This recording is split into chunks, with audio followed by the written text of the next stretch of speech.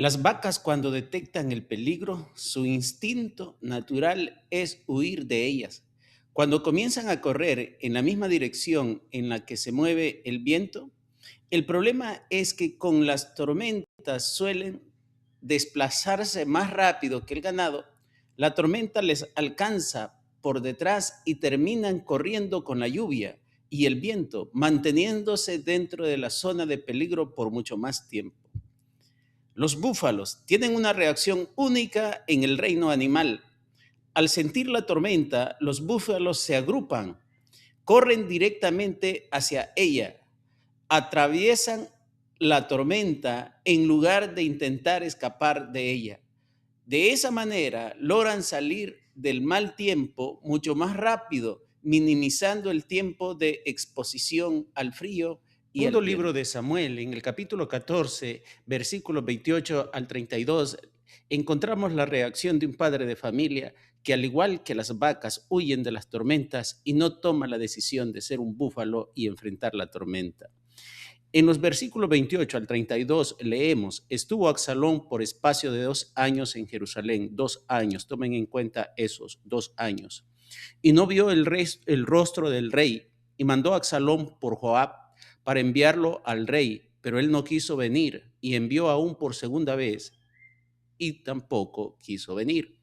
Entonces dijo a sus siervos: mirad, el campo de Jehová está junto al mío, y frena y tiene allí cebada, id y prenderle fuego. Y los siervos de Absalón prendieron fuego al campo. Entonces se levantó Joab y vino a casa de Absalón y le dijo: ¿por qué has prendido fuego? ¿Por qué han prendido fuego tus siervos a mi campo? Absalón respondió a Joab: he aquí, yo he enviado por ti, diciendo, vinieses acá con el fin de enviarte al rey para decirle: ¿para qué me has traído de Jesús? Mejor me fuera, aún está allá. Vea yo ahora el rostro del rey, y si en mí hay pecado, mata. Y en el libro de siempre de Samuel, en el capítulo 13, versículo 20, leemos: y le dijo su hermano Absalón: ¿has estado contigo tu hermana Amón, tu hermano Amón? Pues calla ahora, hermana mía, tu hermano es. No se angustia tu corazón por esto. Y quedó Tamar desconsolada en casa de Absalón, su hermano. La familia de David está viviendo un incendio que pudo haberse evitado. En el libro de Segundo de Samuel encontramos una de las historias más tristes de la Biblia. En la familia del rey David hay un incendio que amenaza con devorar ese castillo. Todo comenzó con pecados silenciados, conversaciones que nunca ocurrieron y un padre que eligió la distancia en lugar de la conexión. Veamos las causas de ese incendio. En primer lugar, hay una crisis familiar que no se está manejando muy bien. La crisis ha causado distanciamiento entre David y su hijo y el resto de hermanos. La crisis se manifiesta en depresión, en aislamiento y en enojo. El padre escoge distanciarse en vez de la comunicación. Se aleja en lugar de enfrentar el problema. David, aunque era un rey, aquí toma la decisión, lamentablemente, de huir como las vacas en lugar de enfrentar el problema como un búfalo. Cuando se escoge el distanciamiento y no hay conexión, el resultado es fuego. Cuando escogemos separarnos en lugar de conexión, el resultado será un incendio que se volverá casi imposible de apagar. El incendio en el palacio del rey David había comenzado, pues uno de sus hijos, Amón, había violado a su propia hermana Tamar. Número 2, la muerte de uno de sus hijos, pues Absalón se da cuenta de la violación que se produce en la vida de Tamar, su hermano, se enoja tanto que, como su padre no resolvió el problema, Absalón intenta resolver el problema asesinando a su hermano Amón. Y ahora, en el palacio del rey, tenemos a una joven violada, tenemos a un violador, tenemos un asesinato y tenemos un asesino. Todo porque David no quiso enfrentar el problema. En su lugar, David huyó del problema. Huyó como las vacas cobardemente por no enfrentar el problema como un búfalo de manera de frente. Ese fuego comienza a destruir el palacio. Su hija Tamar, la que fue violada, está en desesperación, con síntomas de suicidio. Su hijo Absalón, el asesino, está con ansiedad grave. Dice la escritura en segundo libro de Samuel, en el versículo 14, 28 al 32, y estuvo Absalón por espacio de 2 años en Jerusalén, y no vio el rostro del rey, 2 años sin hablar con el padre. 2 años bajo el mismo techo, pero con el corazón a kilómetros de distancia. Y aquí hay algo importante que nosotros debemos de entender. Cuando la familia no soluciona las diferencias de manera saludable, le dan paso al monstruo de la disfunción. Cuando las familias no solucionan de manera saludable los problemas de diferencias, dan paso al monstruo de la difusión. El resultado es fuego en nuestra familia. Este monstruo llamado disfunción, que lo que busca es evitar, es postergar, es huir, es no enfrentar el conflicto. Este monstruo de la disfunción tiene 3 cabezas terribles. Esas 3 cabezas son, número 1, la depresión, número 2, la ansiedad y número 3, el suicidio. Elena de White advirtió sobre este peligro. Ella nos dice en Testimonio para la Iglesia, tomo 4, página 203, de la manera siguiente. Muchos padres han dejado de cumplir con su deber para con sus hijos. Los han descuidado en su niñez. Y cuando estos cometen errores en su juventud, los padres se sienten incapacitados para corregirlos sabiamente. No se han ganado la confianza de sus hijos y con justicia pueden recibir el desprecio de ellos. Y añade, en el hogar cristiano, en la página 168, el hogar puede ser el lugar de mayor afecto y confianza. Ahí los niños deben encontrar un refugio seguro del mundo. Pero cuando el padre o la madre se mantienen distantes, fríos o autoritarios, empujan los hijos a buscar consuelo fuera del hogar, a menudo en brazos del pecado. Esta cita es muy importante y voy a volver a leer para los padres que nos están escuchando. El hogar debe de ser un lugar de mayor afecto y confianza, número 1. Ahí los hijos deben de encontrar refugio, número 2. Debe de ser un refugio seguro del mundo.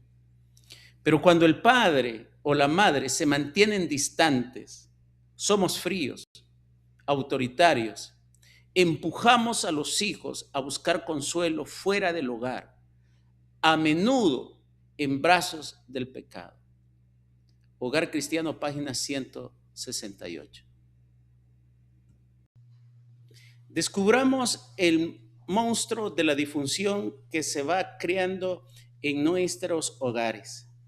Ese monstruo de la disfunción se va formando poco a poco a través de la falta de capacidad para enfrentar los problemas independientemente cuál sea.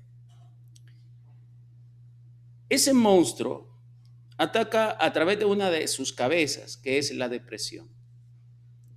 La depresión no es un simple mal humor, no es falta de carácter, no es pereza espiritual. Vuelvo a repetir, la depresión no es simple mal humor, no es falta de carácter, no es pereza espiritual.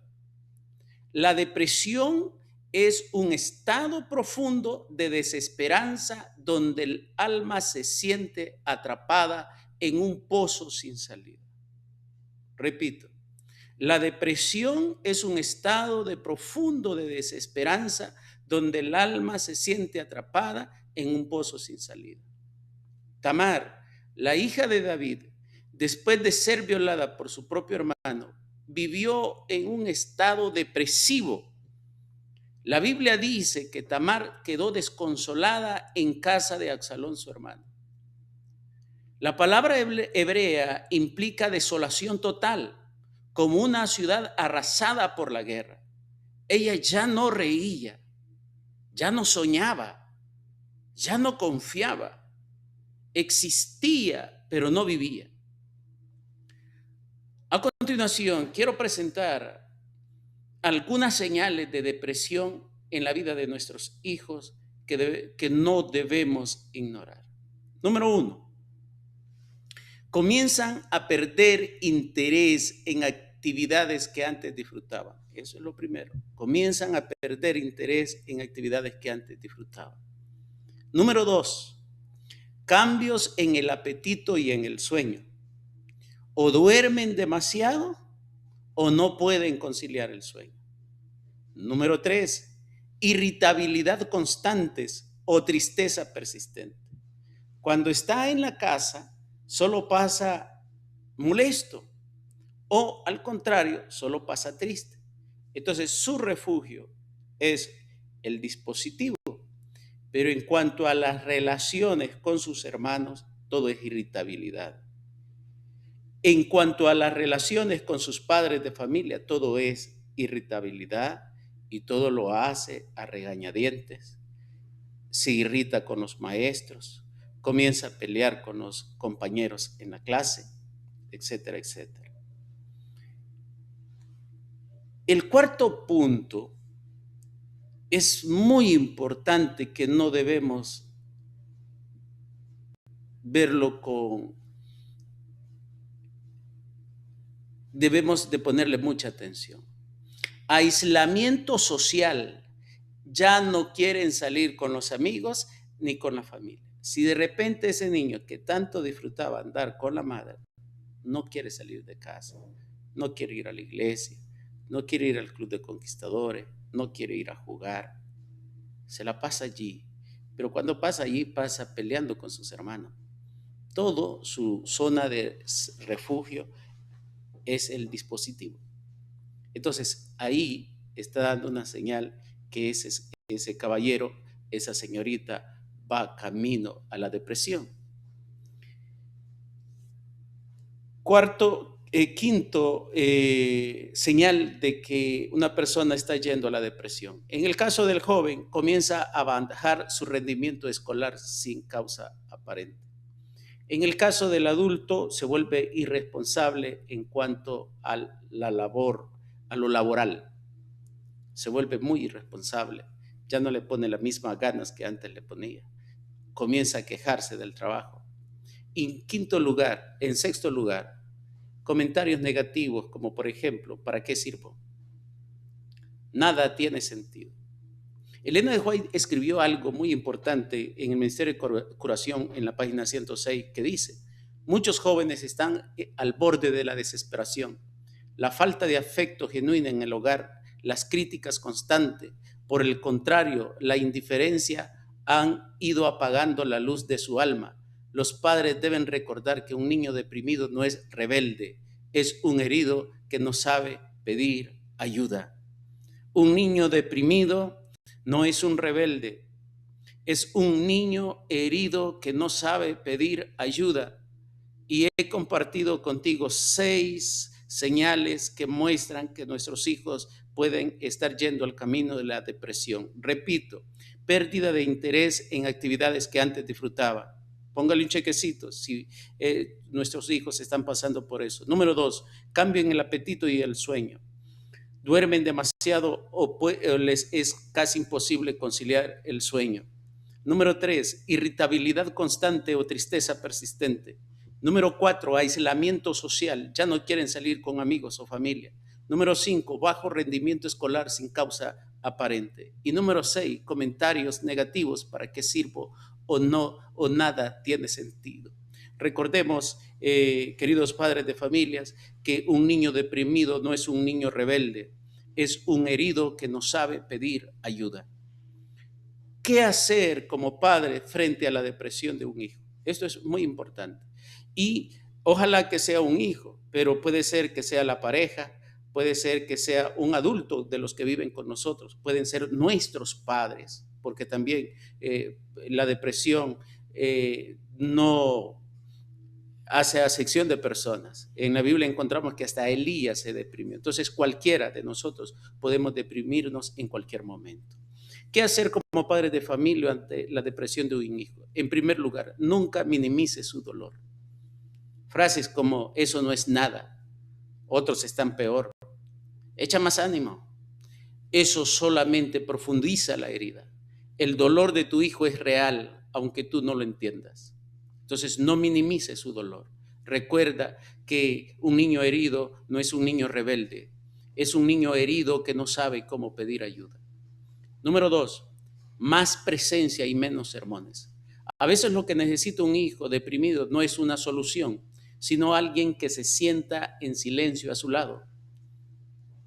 Ahí dijo Job capítulo 6 versículo 14, a los abatidos el abandono debiera mostrarle sus amigos. En otras palabras, más presencia y menos sermones. Cierra la boca y abre las manos. Abraza más, apriétalos más, que sientan que están con ellos. No les digas que estás con ellos, que sientan que estás con ellos. Siéntate a la par, mira una película, juega con ellos, aunque sea por teléfono, no importa. Y número 3, busca ayuda profesional. Si miras estas 6 señales que hay en tu hijo, estas 2 cosas que yo he mencionado son muy importantes como jefe del hogar, pero no es suficiente. Busca la ayuda de un profesional.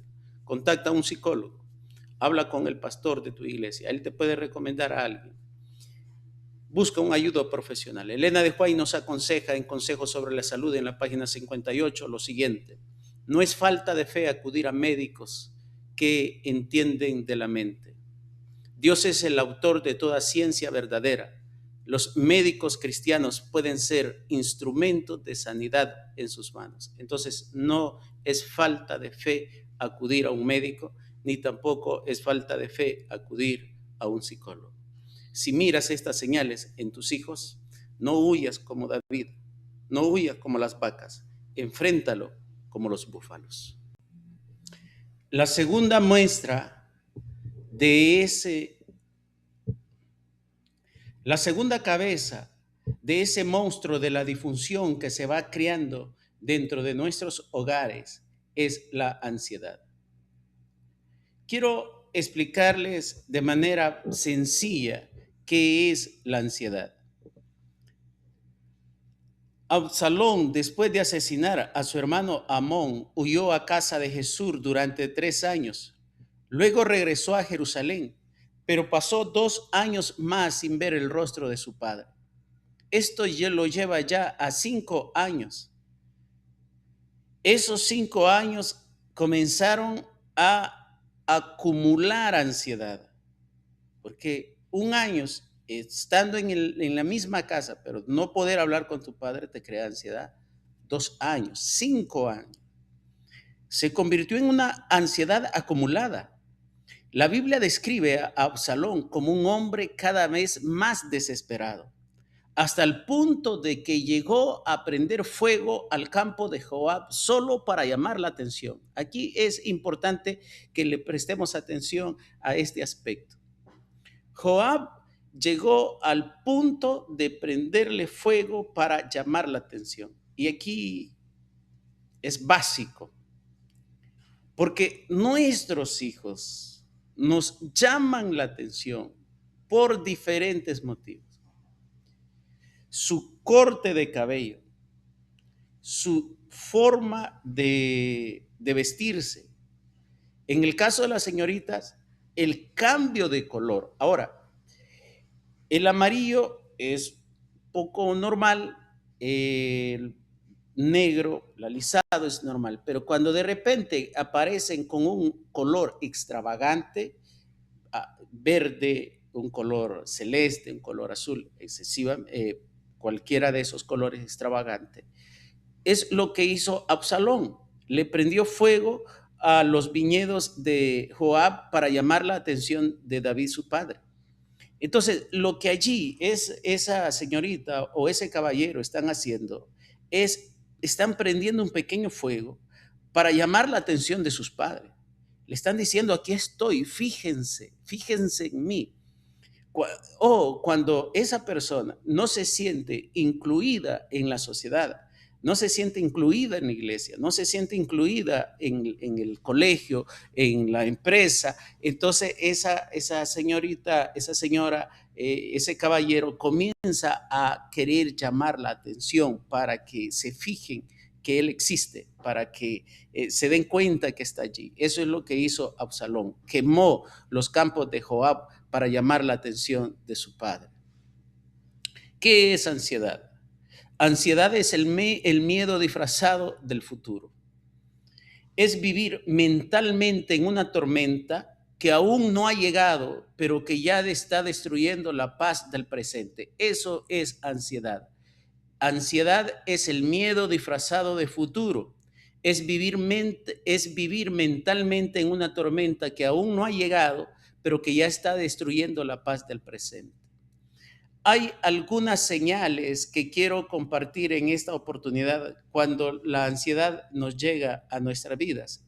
Y hay 5 señales que quiero compartir con ustedes en esta oportunidad. Señal número 1, preocupación excesiva por el rendimiento escolar. Eso pasan de manera excesiva estudiando por el rendimiento escolar. Se sacan una mala nota y para ellos el mundo se les termina. Eso es algo enfermizo. De igual manera, una preocupación excesiva por tus trabajos. Ahora, ¿te imaginas el trabajo de una maestra? Tiene que dar clases en el salón. Luego, al llegar a la casa, tiene que preparar la clase para el día siguiente. Además, tiene 40 alumnos y tiene que calificar las tareas de ellos. ¿En qué momento tiene tiempo para ella de manera personal? ¿En qué momento tiene tiempo para su devoción personal? ¿En qué momento tiene tiempo para la familia? Está altamente irritable, está viviendo en una preocupación excesiva por el rendimiento laboral, al igual que sus hijos pueden estar en una preocupación excesiva por su rendimiento escolar. Entonces, si padeces de preocupación excesiva por rendimiento escolar o por rendimiento laboral, esa es una señal que está yendo por el camino de la depresión. Segunda señal que estamos yendo por el camino de la ansiedad, perdón. Número 2, síntomas físicos sin causa médica. De repente nos duele la cabeza, nos duele el estómago o comenzamos a tener diferentes tensiones musculares. Entonces, eso es otro síntoma que estamos yendo por el camino de la ansiedad. Tercer síntoma, pensamientos repetitivos, damos vuelta en el mismo problema sin poder soltarlo. Es probable que ya arreglamos esa situación el lunes pasado, pero resulta que hoy miércoles, por decir algo, estamos redundando el problema que ya habíamos arreglado. Ya llegaron a un acuerdo, pero sin embargo está redundando ese problema. No puede darle vuelta a la página. No puede creer que eso ya terminó, sino que tiene que continuar. Interesante. Número 4, necesidad de control. Se angustian cuando algo no sale como esperaban. Quieren controlarlo todo. Ese es unos defectos que a menudo yo tengo que luchar contra él. Una necesidad de querer controlar todo y que me frustro cuando las cosas no salen como esperaba. Entonces, el exceso de perfeccionismo en nosotros nos puede llevar sin querer, queriendo, como dijo aquel, al camino de la depresión. Y la quinta señal es una palabrita muy de moda hoy en estos días, la procrastinación. ¿Qué es la procrastinación? Es dejar todo para después. No hoy, después lo hago. Después voy a leer mi Biblia después. Después voy a hacer ejercicio. Después, esa procrastinación es de dejar todo y nuestra vida desordenada, comenzamos a subir de peso, comenzamos a descuidarnos nuestra apariencia personal, porque todo lo dejamos para después, ¿no? Sabes que te tienes que cortar el pelo, pero no, después voy a ir, y pasó una semana, y luego pasa otra semana y te vuelves... O sea, el pelo, en el caso del caballero, muestra limpieza o lo contrario, pero la procrastinación, aún con nuestro corte de cabello, damos, en el caso de los caballeros, que somos una persona llena de ansiedad, porque estamos procrastinando. Al contrario, también nos volvemos con una hiperactividad nerviosa. No podemos estar tranquilos si no estamos haciendo algo. Hacemos una cosa, hacemos otra cosa.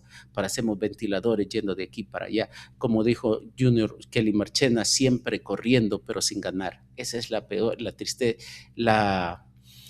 vida más triste de un hiperactivo, que siempre está ocupado en todo, siempre está, no tiene tiempo para nada y al final del día no hizo nada. Entonces, esas dos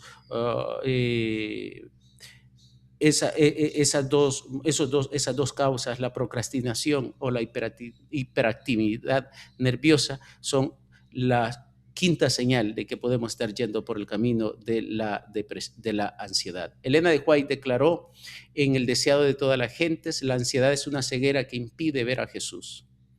Muchos jóvenes viven agobiados por el temor a fracasar, a no ser aceptados, a no cumplir con las expectativas, y porque todo se ha aprendido que la gracia de Dios es suficiente, y todo porque no se ha aprendido que la gracia de Dios es suficiente para cada día y que el amor de un Padre terrenal debe reflejar ese amor incondicional. Deseado de toda la gente, es página 328. Entonces, ¿qué hacer como padre frente a la ansiedad de un hijo?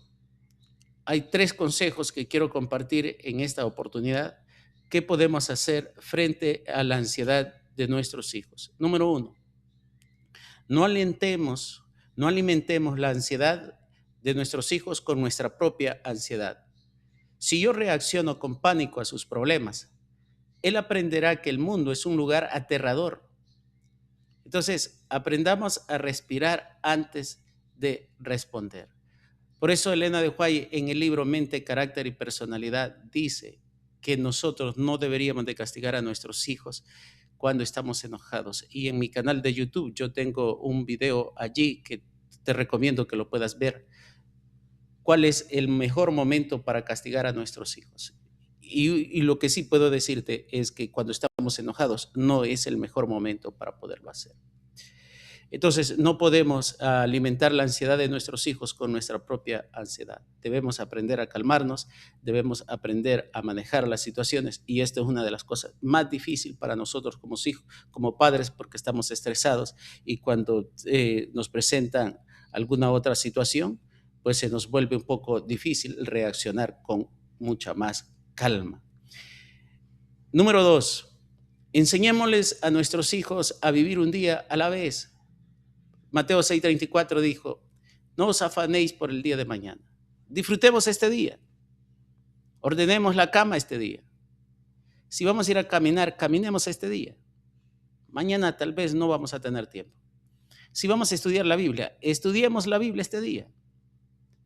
Si vamos a saludar, saludemos este día. Aprendamos a vivir un día a la vez. Hay 2 días que no nos pertenecen. El ayer, porque ya pasó. El mañana, porque no sabemos si va a venir.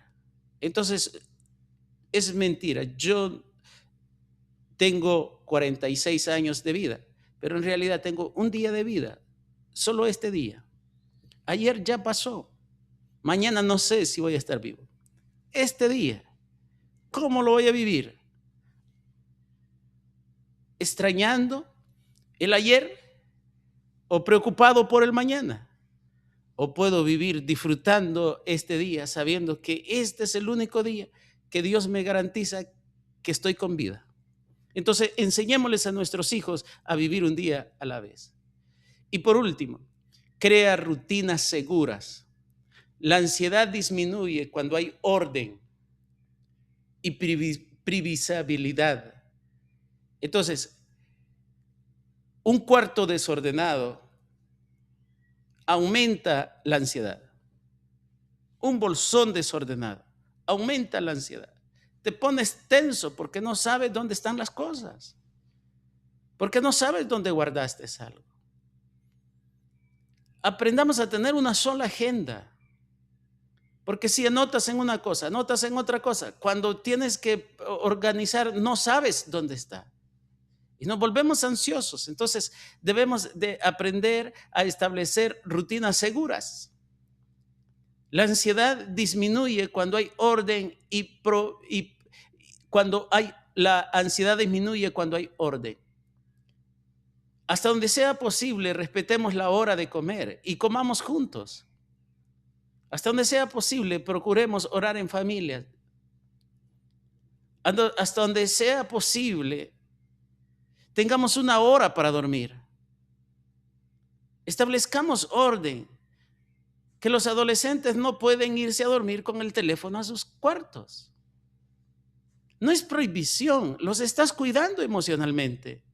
Ellos no saben ahorita, pero tú y yo sí sabemos. Entonces pon orden. Los primeros días tendrás que imponer autoridad. Luego ellos van a formar el hábito y de manera consciente dejarán sus teléfonos. Vas a dormir más tranquilo que tu hijo está durmiendo. No creas, hay un seminario que tengo también, ese no lo he subido a las redes, que se llama Nuestros hijos se pierden cuando los padres duermen. La ansiedad puede ser tratada, pero debemos aprender a actuar y no a huir como las vacas. No podemos hacer caso omiso como lo hizo David por 5 años. No, debemos aprender a escuchar a nuestros hijos. Debemos aprender a leerlos. No necesitan decirnos que tienen un problema. Debemos ser nosotros, descubrir que tienen ese problema. Veamos la tercera y última cabeza del monstruo llamado disfunción. Ese monstruo que separa las familias y no las separa de manera física. Ese es el final, pero ha comenzado a separarlas emocionalmente dentro de nuestros hogares. Ese monstruo, la tercera cabeza, se llama pensamientos suicidas. Esta es la cabeza más aterradora del monstruo. Es cuando el dolor interno se vuelve tan insoportable que la muerte parece la única salida. Los pensamientos suicidas lo tiene toda persona que cree que el dolor se ha vuelto tan insoportable que comienza a considerar que la muerte es la única salida. Y hay algo que debemos entender nosotros, los padres de familia y los adultos, quien sea. El suicidio no es cobardía. El suicidio es desesperación absoluta. Es el grito de alguien que cree que ya no hay esperanza para él. Repito, ¿qué son los pensamientos suicidas? Es cuando el dolor interno se vuelve tan insoportable que considera que para él o ella la muerte es la única salida. El suicidio no es cobardía, es desesperación absoluta. Es el grito de alguien que cree que para él ya no hay esperanza. Entonces, si tú estás pasando por un momento que crees que ya no hay esperanza para ti, este video puede ayudarte.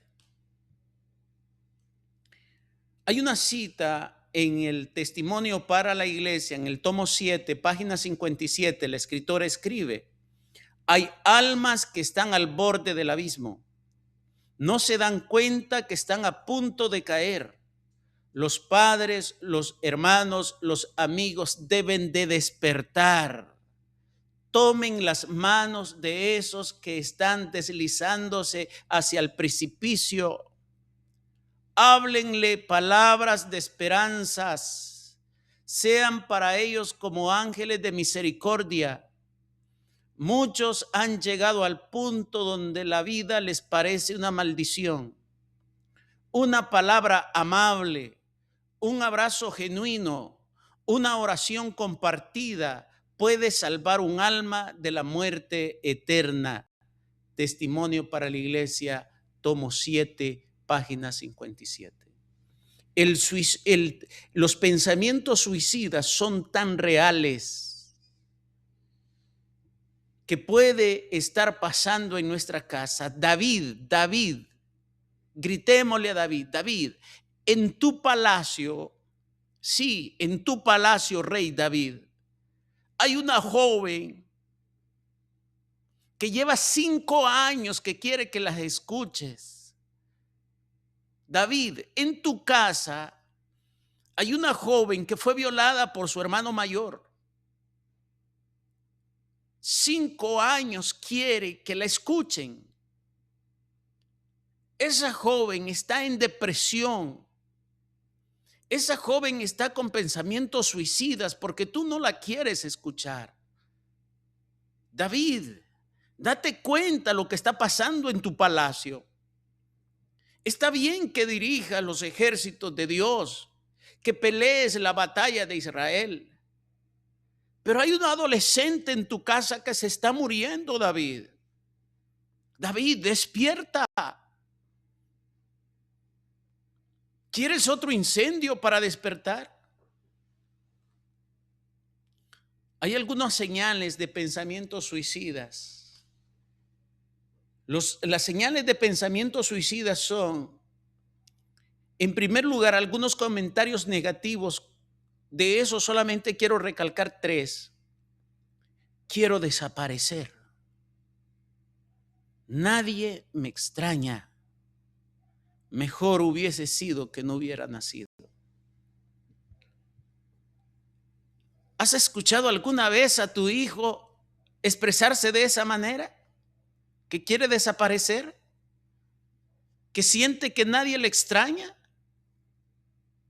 ¿Que mejor no hubiera nacido? ¿Cómo reaccionamos? ¿Nos molestamos? ¿La regañamos? ¿Huimos como David?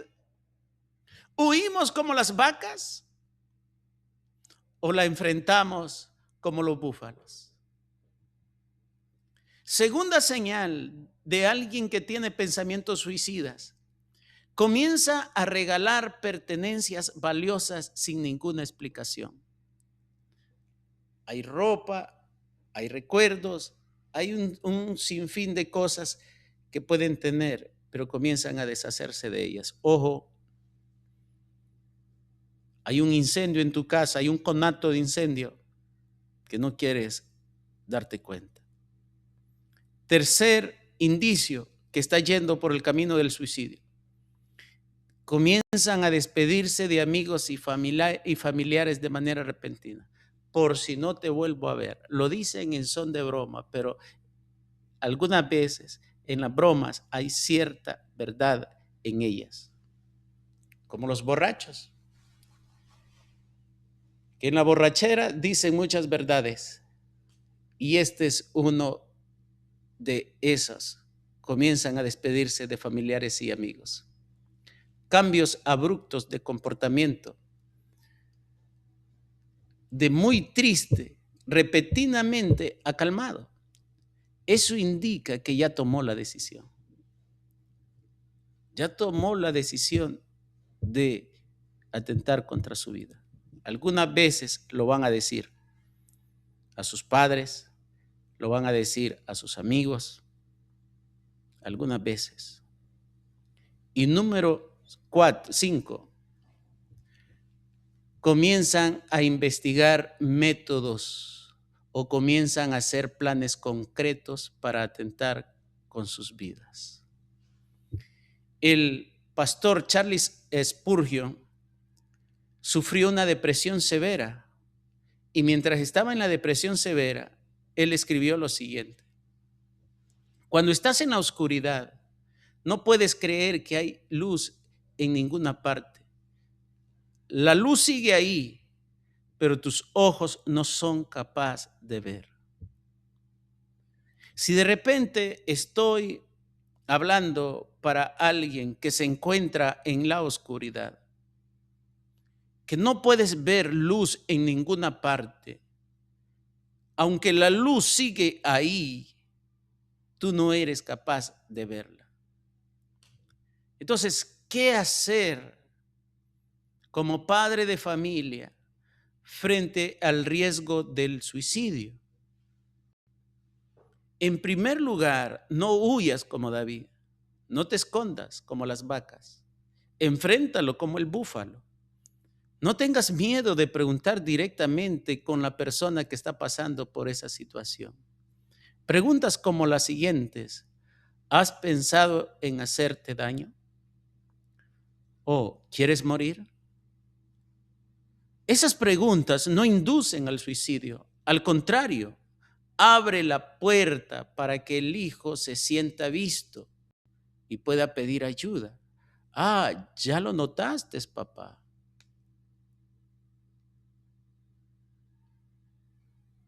Número 2, quita el acceso a medios peligrosos.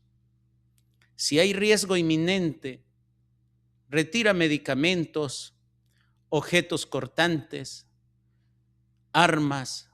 No es desconfianza, es amor preventivo. Número 3, busca ayuda profesional de manera urgente.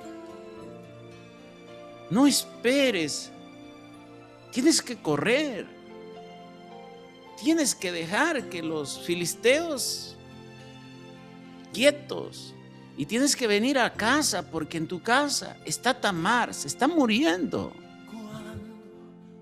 La montaña es muy alta. Puedes ganar la batalla próxima, pero ¿qué tal si pierdes a otro hijo en tu casa?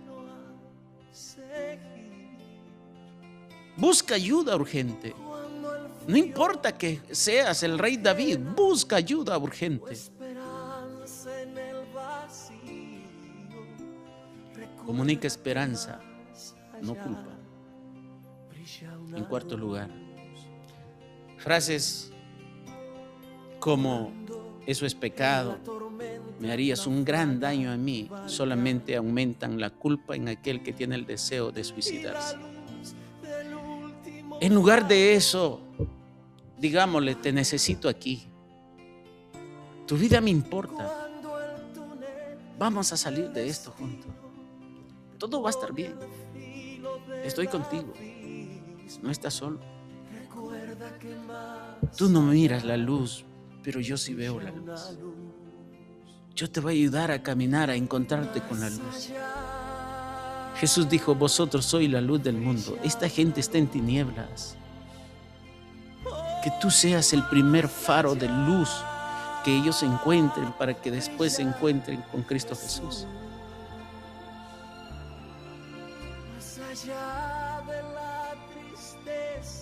Queridos padres de familia, David no pudo ver a su hijo Absalón durante 2 años. Aunque vivía bajo el mismo techo, cuando finalmente se vieron para enfrentar una rebelión y una muerte, fue para enfrentar una rebelión y una muerte. No permitamos que nuestra historia termine así. Nuestros hijos pueden estar hoy deprimidos como Tamar, ansiosos como Absalón, enojados como Amón, o simplemente esperando 2 años, 3 años, esperando que alguien se fije en ellos.